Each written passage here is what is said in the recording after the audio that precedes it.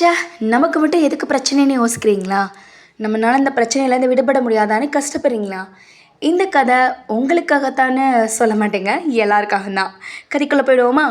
ஞானி ஒருத்தரை தேடி குடிகார நபர் ஒருத்தர் போகிறார். அவரை பார்த்துட்டு, ஐயா நான் ஒரு குடிகாரன், என்னால் இந்த குடியிலிருந்து வெளியே வரவே முடியலை, என்ன பண்ணுறதுன்னு தெரியல, திருந்துறதுக்கு ஒரு வழி சொல்லுங்களேன் அப்படின்னு கேட்குறான். அதுக்கு அந்த ஞானி சொல்கிறாரு, நாளைக்கு சாயங்காலம் என்னை வந்து பாருப்பா அப்படின்னு.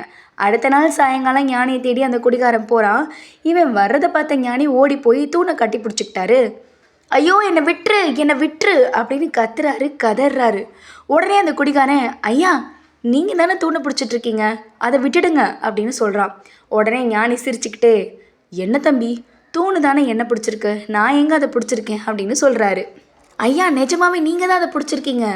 இப்படி மறுபடியும் சொன்னதும் ஞானி சொல்கிறாரு, உண்மைதான், நான் தான் அதை பிடிச்சிருக்கேன். இப்படி தான் நீயும் குடியை பிடிச்சிட்ருக்க, நீ அதை விட்டுட்டு தம்பி.